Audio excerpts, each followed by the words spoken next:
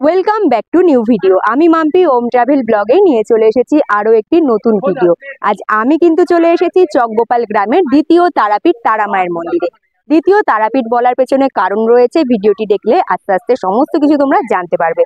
তবে হ্যাঁ, খুব কম টাকা খরচা করে, খুব সহজ পদ্ধতিতে মাত্র 50 টাকা খরচা করে তোমরা ট্রেনে, বাসে, টেকার করে কি করে এই দ্বিতীয় তারাপীঠ তারামায়ের মন্দিরে এসে পৌঁছাবে সেটা কিন্তু অবশ্যই জানতে পারবে আমার এই ভিডিওটি দেখলে পরে। হ্যাঁ, তার সাথে আমি বলে দেব মন্দিরের গেট খোলার টাইমিং, ভোগ গ্রহণ করার কুপন কোথা থেকে কাটবে, এরকম ছোট্ট ছোট্ট কিছু ইনফরমেশন দেবো আমার এই ভিডিওর মাধ্যমে। আশা করছি তোমাদের ভালো লাগবে। তবে এখন আমি সময় নষ্ট করব না, ভিডিওটি স্টার্ট করব।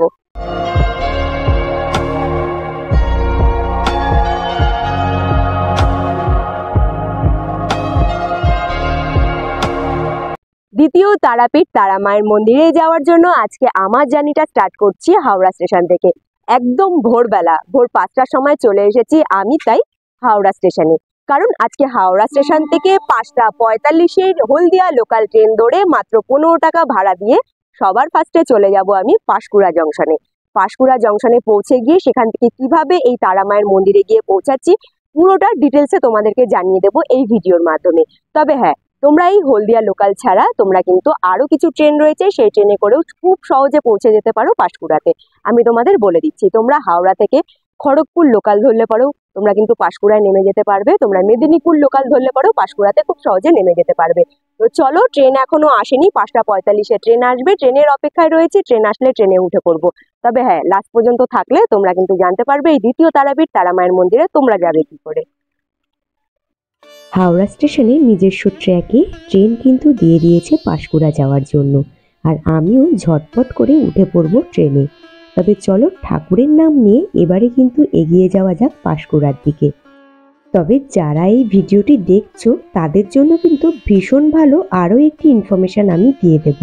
আমাদের মধ্যে থেকে অনেক বন্ধুরাই রয়েছে যারা ঘাটাল যেতে চাইছে, তবে ঘাটাল কি করে যাবে সেটা বুঝতে পারছে না। তোমরা ভিডিওটি দেখতে থাকো, আমি তোমাদের জানিয়ে দেব তোমরা হাওড়া থেকে ঘাটাল কি করে পৌঁছাবে। তবে আমি এখন লেট না করে তাড়াতাড়ি করে ট্রেন থেকে নেমে পড়বো। হাওড়া স্টেশন থেকে ট্রেন ছাড়ার পরে দাসনগর, সাঁতরাগাছি, কোলাঘাট, বাগনান এরকমই 22খানা স্টেশন পার করার পরে প্রায় 71 কিলোমিটার আমি কিন্তু রাস্তা জার্নি করে অবশেষে নেমে পড়েছি পাঁশকুড়া জংশনে। তবে এখন আমি 2 নম্বর প্ল্যাটফর্ম থেকে সোজা চলে যাব 1 নম্বর প্ল্যাটফর্ম। আর এই দেখো সামনের দিকে রয়েছে ওভারব্রিজ, ওভারব্রিজ ক্রস করে আমি চলে যাব কোথায়, 1 নম্বর প্ল্যাটফর্মের দিকে। 1 নম্বর প্ল্যাটফর্ম থেকে বাইরে বেরিয়ে তারপরে আমি সোজা চলে যাব পাঁশকুড়া বাস স্ট্যান্ডের দিকে। তো চলো এবার 2 নম্বর প্ল্যাটফর্ম থেকে 1 নম্বর প্ল্যাটফর্মের দিকে এগিয়ে যাওয়া যাক।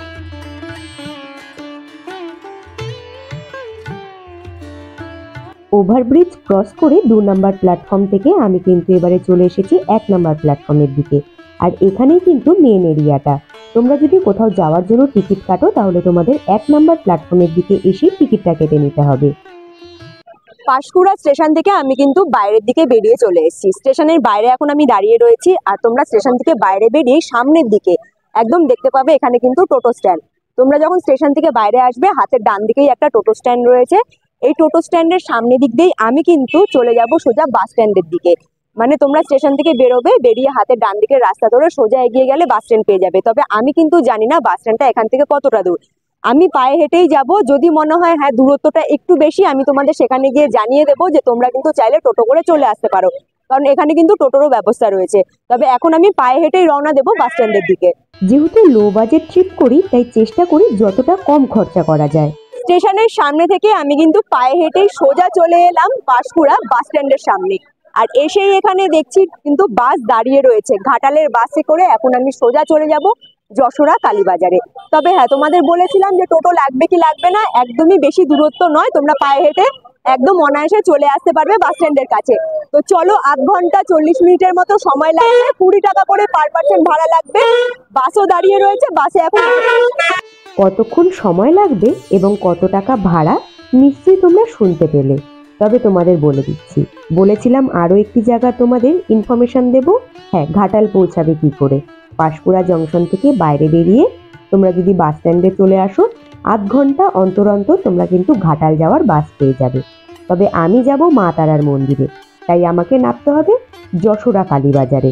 আর তোমরা গাড়িতে ওঠার আগে একবার বলে দেবে কন্ট্রাক্টর দাদাদের যে তোমরা কালী মন্দির যেতে চাইছো, সঠিক জায়গায় তারা তোমাদের নামিয়ে দেবে। বাস থেকে নেমে পড়েছি যশোরা কালীবাজারের সামনে। এই হলো যশোরা কালীবাজার এলাকাটা, আর বেশ ভালো লাগছে। ভেবেছিলাম বাসে অনেকটা সময় লাগবে, কিন্তু না, বাসে উঠে যখন নামলাম আমার কিন্তু একদম বেশি সময় লাগেনি। তবে আমি এখন যশোরা কালীবাজার থেকে সামনের দিকে এগিয়ে যাব। একটা ঢালু পিচের রাস্তা রয়েছে, সেই পিচের রাস্তা ধরে সামনের দিকে এগিয়ে গিয়ে ওখান থেকে আরো একটি গাড়ি ধরবো আজকে আমাদের মেন ডেস্টিনেশনে যাওয়ার জন্য। তো চলো, এখানে দাঁড়িয়ে থাকলে হয়তো তোমরাও বুঝতে পারবে না আর আমিও বুঝতে পারবো না যে কোন গাড়ি যাচ্ছে বা শেয়ারে কি গাড়ি যাচ্ছে আর কত টাকা করে ভাড়া নেওয়া হচ্ছে আমি যেই নেক্সট ডেস্টিনেশনে যাব। তো তার জন্য আমাদেরকে এগিয়ে যেতে হবে সামনের দিকে। চলো তাহলে এগিয়ে যাওয়া যাক ঢালু রাস্তার দিকে। ঢালু রাস্তা থেকে নিচের দিকে যখন নামবে সামনে দেখতে পাবে বড় একটি কালী মন্দির। সেই মন্দির পার করে আরেকটু এগিয়ে যেতে হবে। মেন রোড থেকে পায়ে হেঁটে সোজা কিন্তু আমি চলে এসেছি যেখানে টেকার আর টোটো স্ট্যান্ড রয়েছে ঠিক তার সামনে। আমি কিন্তু টেকার করে এখন চলে যাব মাত্র 15 টাকা ভাড়া দিয়ে চক গোপালে, যেখান থেকে আমাকে কিন্তু চলে যেতে হবে মা তারার মন্দিরে। আর তোমরা চাইলে টোটোরও ব্যবস্থা আছে, টোটো করেও যেতে পারো। টোটো রিজার্ভ করে তোমরা যদি নাও তাহলে কিন্তু 120 টাকা করে খরচা পড়বে। আর আমি এখন টেকার করে যাব 15 টাকা করে ভাড়া দিয়ে। টেকার দাঁড়িয়ে রয়েছে, টেকারে উঠে পড়বো।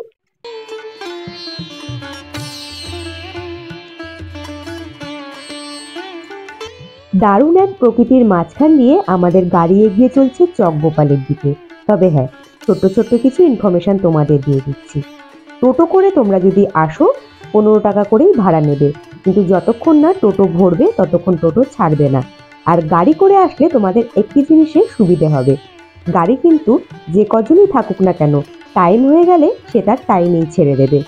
যশোরা কালীবাজার থেকে চক গোপাল যাওয়ার যে রাস্তাটা সেটা কিন্তু একটু খারাপ ছিল, তাই আমার কাছে বেটার মনে হয়েছিল টেকার করে আসাই।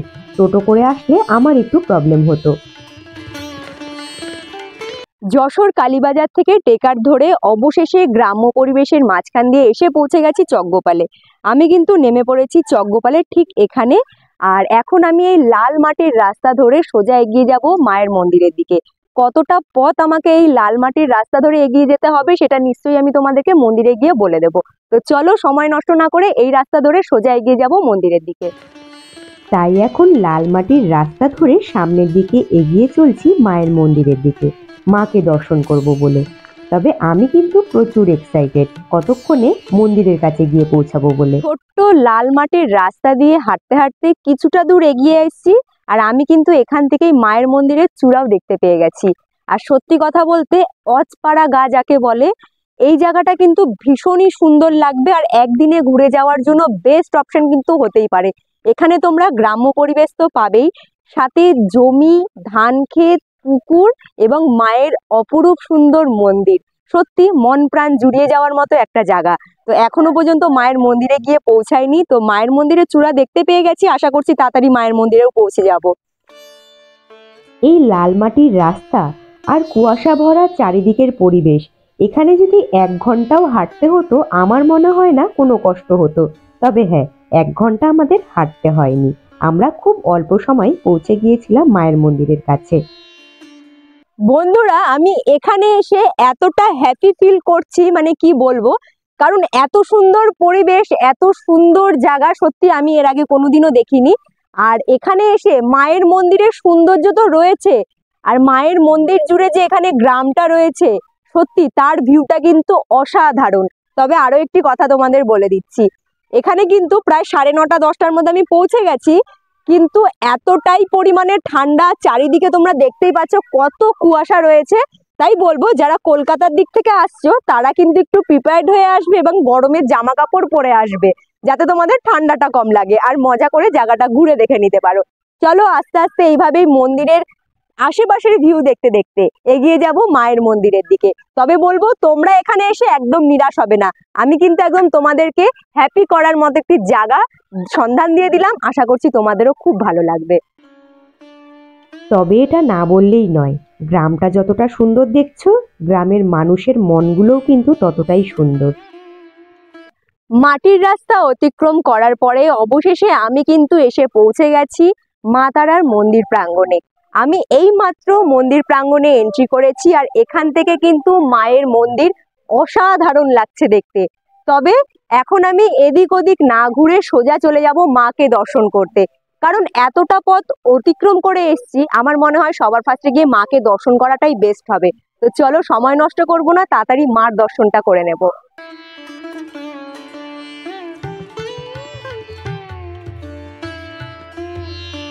মায়ের মন্দির প্রাঙ্গণে তো চলে এসেছি মাকে দর্শন করার জন্য। তবে আমি তোমাদের বলে দিচ্ছি, এখানে যখন তোমরা আসবে এবং মাকে দর্শন করবে তখন কিন্তু পবিত্র কুণ্ড রয়েছে, সেখানে হাত পা ধুয়ে তারপরে মায়ের মন্দিরে প্রবেশ করবে। সাইনবোর্ডেও এখানে লেখা রয়েছে, তোমরা এই নিয়মটা কিন্তু অবশ্যই মেনে চলবে। তবে মায়ের মন্দিরের গেট কটা থেকে কটা পর্যন্ত খোলা থাকবে সেটা একটু আমি তোমাদের আগেই জানিয়ে দিচ্ছি। সকালবেলা 7টা থেকে 11:30 পর্যন্ত মায়ের মন্দিরের গেট খোলা থাকে এবং দুপুরবেলা 12:30 থেকে 1:30 পর্যন্ত মায়ের মন্দিরের গেট খোলা থাকে। আর ঠিক বিকেলবেলা 3টে থেকে 9টা পর্যন্ত মায়ের মন্দিরের গেট খোলা থাকে, তোমরা পুজোও দিতে পারো এবং মাকে দর্শন করে নিতে পারো। যেহেতু এখন এই সময় মায়ের মন্দিরের গেট খোলা রয়েছে, তাই আমি আগে সবার ফার্স্টে চলে যাব মাকে দর্শন করতে। আর মাকে দর্শন করে এসে এখানে যে ভোগ প্রসাদ গ্রহণ করার কুপনটা কোথা থেকে কাটতে হবে সেটা অবশ্যই আমি তোমাদের জানিয়ে দেবো। তবে লেট করব না, মাকে আগে দর্শন করে আসবো।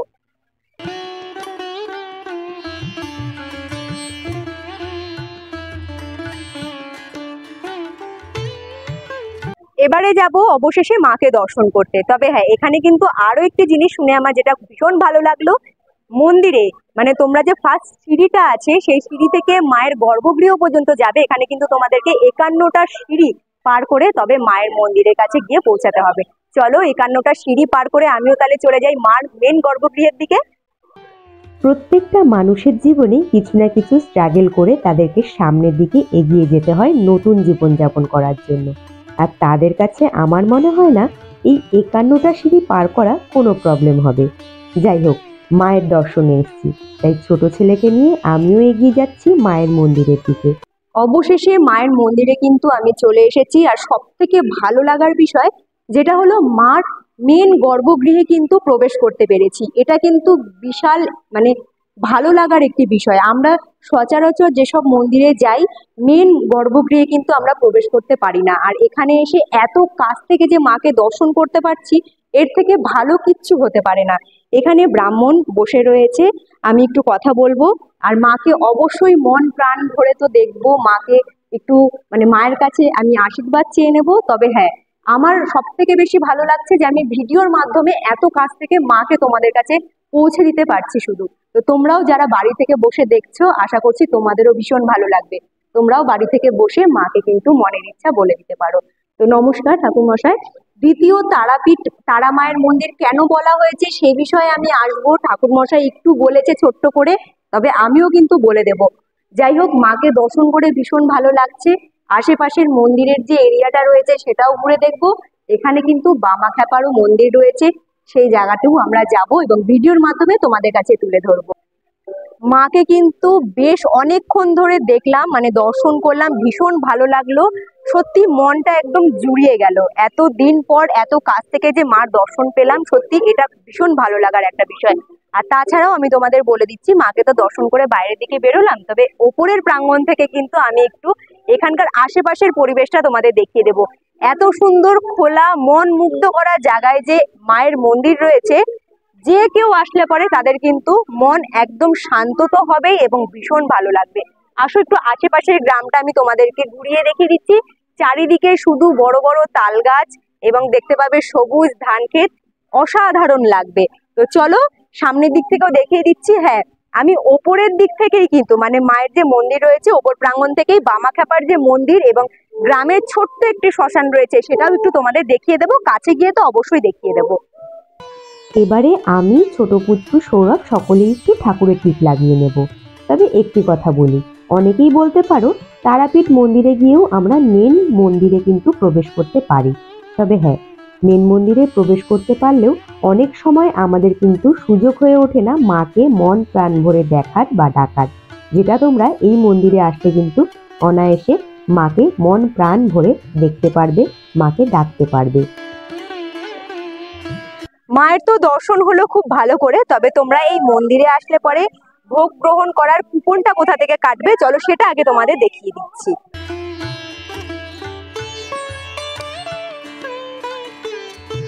দ্বিতীয় তারাপীঠ কথাটা বলার কারণ রয়েছে। বীরভূমের তারাপীঠ কিন্তু লোকমুখে অনেক জনপ্রিয়, আর সেখানে কিন্তু দূরত্ব আর সময়ের কথা ভাবনা চিন্তা করে অনেকেরই যাওয়া হয়ে ওঠে না। আর এই ভাবনাকেই মাথায় রেখে কিন্তু চকগোপালপুর গ্রামের মানুষেরা এখানে তৈরি করেছে তারাপীঠ মায়ের আদলে আরও একটি তারা মায়ের মন্দির, আর যেটা কিন্তু এখন লোকমুখে পরিচিত হচ্ছে দ্বিতীয় তারাপীঠ নামে। কারণ এই মন্দিরে কিন্তু তারাপীঠ মায়ের মন্দিরের পুজো অর্চনা এবং এখানকার যে ভোগ নিবেদনের সময় বা সময়সূচি থেকে শুরু করে পুরো নিয়মটা তারাপীঠ মায়ের মন্দিরের কিন্তু নিয়ম হিসেবেই এখানে করা হয়। তাই কিন্তু অনেকেই এই জায়গাটিকে দ্বিতীয় তারাপীঠও বলে পরিচিত দিচ্ছে। মন্দির থেকে একদম সোজা বেরিয়ে চলে যাব ঠিক সামনের দোকানে, যেটি মায়ের দোকান নামে পরিচিত। মাকে দর্শন করে আমি কিন্তু চলে এসেছি যেখান থেকে ডালা বিক্রয় কেন্দ্রটা রয়েছে ঠিক তার সামনে। মায়ের মন্দির তার ঠিক উল্টো দিকেই কিন্তু একটি ছোট স্টল রয়েছে। আমি একটু দাদার সাথে কথা বলে নেব যে তোমাদের এখানে কত টাকা থেকে স্টার্ট ডালা শুরু হচ্ছে, একটু বলে দাও। আমাদের এখানে 31 টাকা স্টার্টিং। 31 টাকা আমি যেরকম বলবো সেরকম বানিয়ে দেওয়া হবে। আচ্ছা ঠিক আছে। আর আপনাদের এখানে 31 টাকা থেকে তো স্টার্টিং, কত দূর পর্যন্ত মানুষ ডালা নিতে পারবে? আপনাদের সেটা মায়ের ভক্তি যারা তারা যেরকম পারবে সেরকম আচ্ছা ঠিক আছে। তো তোমরা শুনলে পারবে। আমাদের লাস্ট প্রাইস 601 টাকা। 601 টাকা পর্যন্ত এখানে তো ডালা বিক্রয় হচ্ছে। তবে তোমরা যদি চাও এর থেকেও আমরা হাই বাজেটে গিয়ে ডালা সাজিয়ে নেব নিজেদের মতো করে, সেটাও কিন্তু তোমরা পারবে। এবং 31 টাকা থেকে মানে একদম কম 31 টাকা থেকে শুরু কিন্তু এখান থেকে ডালা পাওয়া যাচ্ছে। হ্যাঁ, এবার আমি বলবো তোমরা যে ভোগ গ্রহণ করবে তার কুপনটা তোমরা কিভাবে কাটবে এই বিষয়ে একটু জানিয়ে দাও দাদা। ফোনে আমাদের নাম্বার দেওয়া আছে, ওতে অনেকের সঙ্গে যোগাযোগ করতে পারেন, বা আমাদের এই দোকান থেকে নাম্বার পাওয়া যাচ্ছে এখান থেকে। আচ্ছা মায়ের মন্দির থেকে দোকানটা মায়ের দোকান যদিও। আপনারা যা চাইবেন এখানে ফোনে লেখা আছে সব কিছু। ঠিক আছে, দাদা যতটা পেরেছে আমাকে ইনফরমেশন দিয়েছে, আমি চেষ্টা করব ভিডিওর মাধ্যমে তোমাদের কাছে সমস্ত কিছু ডিটেলসে পৌঁছে দেওয়ার। মায়ের মন্দিরে এসেছি, মাকে দর্শন করেছি, আর ভোগ গ্রহণ করবো না তা তো হতেই পারে না। তাই আমি কিন্তু আগের দিনই এখানে ফোন করে বলে দিয়েছিলাম যে আমি এসে মায়ের মন্দিরে ভোগ গ্রহণ করব। আর এখানে কিন্তু দাদারা কুপন কেটে রেখেছে, আমি কুপনটা নিয়ে নেব। কুপনের মূল্য কত করে রয়েছে একটু দাদা বলে দাও। 51 টাকা মায়ের প্রসাদ খাওয়ার জন্য। আচ্ছা, এই হলো কুপন। এই কুপন তোমরা হাতে পেয়ে গেলে। কুপন তো কেটে নিয়েছি, তবে কটা থেকে প্রসাদ খাওয়ানো স্টার্ট হয় সেটা একটু তোমাদের বলে দিচ্ছি। 12:30 থেকে কিন্তু এখানে প্রসাদ খাওয়ানো স্টার্ট হয়ে যায়। আর প্রসাদ হলটা কোথায় রয়েছে সেটাও আমি তোমাদের দেখিয়ে দেবো। তবে প্রসাদ খাওয়ানো কিন্তু কতক্ষণ হয় সেটা একটু বলে দিচ্ছি। যতক্ষণ প্রসাদ থাকবে ততক্ষণ কিন্তু তোমরা এসে যদি কুপনটা কাটো বা আগে থেকে বলে রাখো, তোমরা কিন্তু এখানে আসলে পরে প্রসাদটা পেয়ে যাবে এবং ভোগ গ্রহণ করে নিতে পারবে। ভোগের কুপন তো আমি কেটে নিয়েছি, আর হাতে এখনো আমার সময় রয়েছে, কারণ 12:30 থেকে কিন্তু ভোগ প্রসাদ গ্রহণ করার টাইমটা স্টার্ট হবে। তাই এখন আমার হাতে যে টাইমটা বেঁচে রয়েছে, আমি কিন্তু সোজা চলে যাব মন্দিরের পেছন দিকে থাকা বামাখ্যাপার মন্দিরে এবং গ্রামের ছোট্ট শ্মশানে। চলো সে জায়গাটা ঘুরে আসা যাক। মন্দিরের মেন প্রাঙ্গণের ঠিক ডান দিকে রয়েছে সরু একটি মাটির রাস্তা। সেই রাস্তা ধরে সোজা চলে আসলাম আমি বামাখ্যাপার মন্দিরে। চলে এলাম পায়ে হাঁটতে হাঁটতে বামাখ্যাপার মন্দিরে। আর এই মন্দির কিন্তু তারা মায়ের মন্দির, তার ঠিক ব্যাক সাইডে মানে পেছনের দিকে। চলো ভেতরে গিয়ে কাছ থেকে বামাখ্যাপাকে দর্শন করা যাক।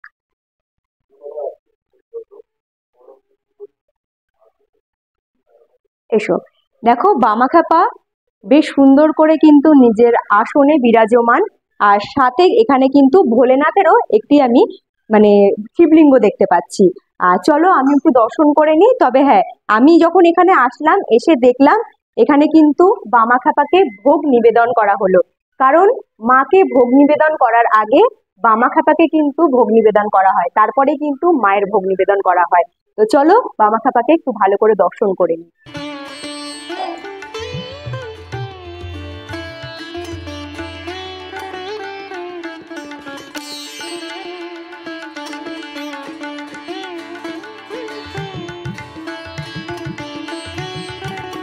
বামাখ্যাপার মন্দিরে এসে এখানে কিন্তু ঠাকুর মশাইয়ের সাথেও দেখা হয়ে গেল। তো একটু আপনার কাছে জিজ্ঞেস করব যে তারা মায়ের যে মন্দির যখন প্রতিষ্ঠিত এখানে হয়েছিল, তখনই কি বামাখ্যাপার মন্দির এখানে ছিল না পরে এটা করা হয়েছে? একই সাথে করা হয়েছে।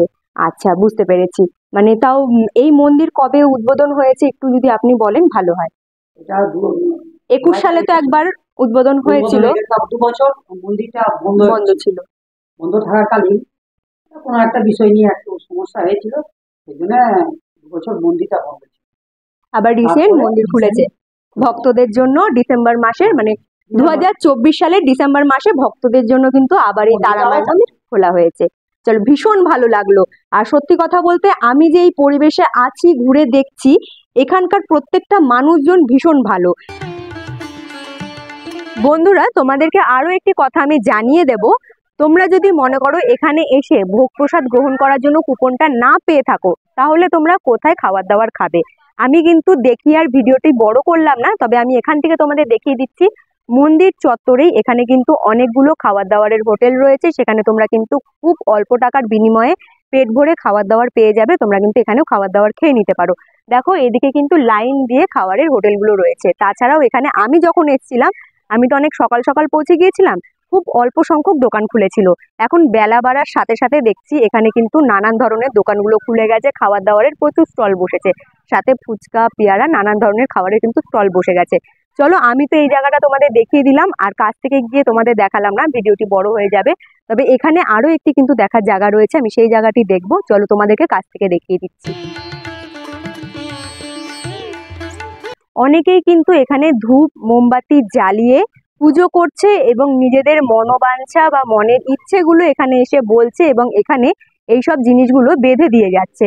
আর তোমাদের যদি এসে মনে হয় এরকম কিছু এখানে এসে পুজো দেবে বা তোমরাও এইসব জিনিসগুলো ঝুলিয়ে দেবে, তোমাদের মনের ইচ্ছে বলবে, চাইলে তোমরাও এসে কিন্তু এখানে এইসব জিনিসগুলো করতে পারো।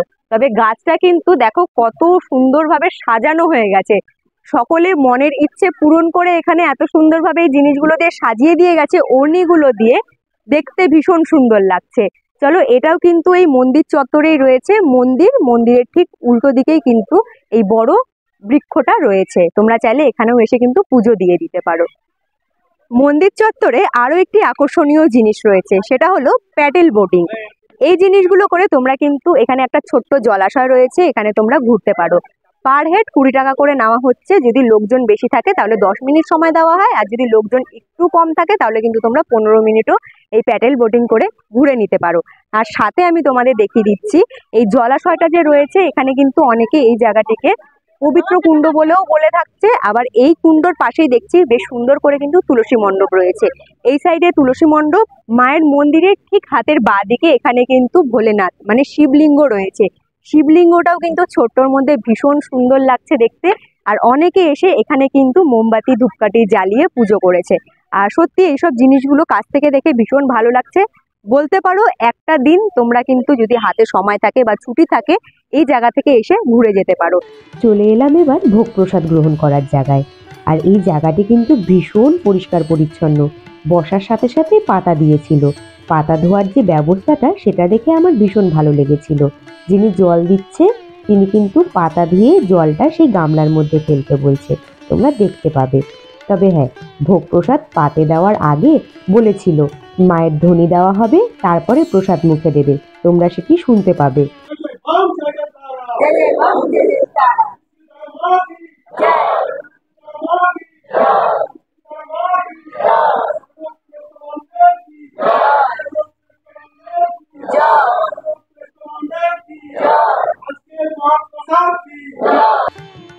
দু বাহু তুলে তারা মা এবং বামা খ্যাপার ধ্বনি দেওয়ার পরে সকলে ভোগ প্রসাদ মুখে দিয়েছে।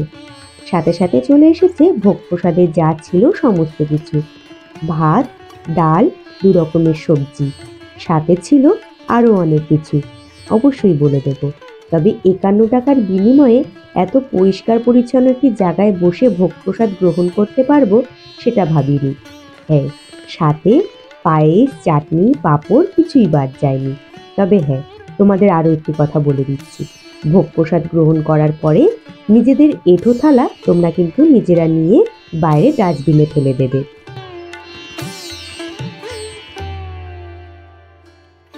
এইমাত্র আমি কিন্তু ভোগ প্রসাদ গ্রহণ করে বেরোলাম। আমার তো ভীষণ ভালো লেগেছে এখানকার ভোগ প্রসাদ। তবে তোমরা চাইলে এখানকার ভোগ প্রসাদ কিন্তু একবার এসে গ্রহণ করতে পারো। তবে হ্যাঁ, আরো একটি কথা তোমাদের বারবার করে বলে দিচ্ছি, তোমরা যখন এখানে এসে ভোগ প্রসাদটা গ্রহণ করার ইচ্ছে থাকে, তাহলে অবশ্যই তোমরা কিন্তু যেদিন আসবে তার আগের দিন আমি কিন্তু ভিডিও স্ক্রিনে একটা নাম্বার দিয়ে দেবো, সেই নাম্বারে ফোন করে যোগাযোগ করে নেবে এবং তোমাদের নামটা কিন্তু লিখিয়ে দেবে। তাহলে তোমাদের কুপন পেতে কোনো রকম প্রবলেম হবে না। আর তোমরা যদি ভাবো যে আমরা এসে কুপন কেটে ভোগ প্রসাদ গ্রহণ করব, তাহলে একটু হয়তো সমস্যা হতে পারে। তাও আমি তোমাদের বলবো এসে তোমরা কথা বলতে পারো। যদি কুপন থাকে তারা অবশ্যই কিন্তু তোমাদেরকে কুপন দিয়ে দেবে এবং তোমরা কিন্তু সহজভাবেই তোমরা এখানে ভোগ প্রসাদ গ্রহণ করে নিতে পারবে। বন্ধুরা, আরো একটি ইনফরমেশন আমি তোমাদের কাছে পৌঁছে দেব। কি করে তোমরা এখানে আসবে সেটা তো আমি বলেছি, কিন্তু তোমরা অনেকেই ভাবতে পারো যে নিজেদের গাড়ি নিয়ে আসলে পরে গাড়ি রাখার ব্যবস্থা আছে কিনা। একদম মন্দির চত্বরেই তোমরা যদি পার্সোনাল গাড়ি নিয়ে আসো গাড়ি রাখতে পারবে, গাড়ি রাখার সুব্যবস্থা রয়েছে। এখানে দেখো লাইন দিয়ে কিন্তু পার্সোনাল গাড়ি রাখা রয়েছে, তো তোমরাও যদি নিজেদের গাড়ি নিয়ে আসো আশা করছি কোনো রকম প্রবলেম হবে না। আর আজকের ভিডিওটি যদি তোমাদের ভালো লেগে থাকে অবশ্যই কিন্তু লাইক করে দেবে, কেমন লেগেছে কমেন্ট করে অবশ্যই জানাবে। নতুন বন্ধুদের বলছি যারা এখনো পর্যন্ত আমার চ্যানেল ওম ট্রাভেল ব্লগ সাবস্ক্রাইব করোনি তারা কিন্তু চট জলদি আমার চ্যানেল মনে করে সাবস্ক্রাইব করে নেবে।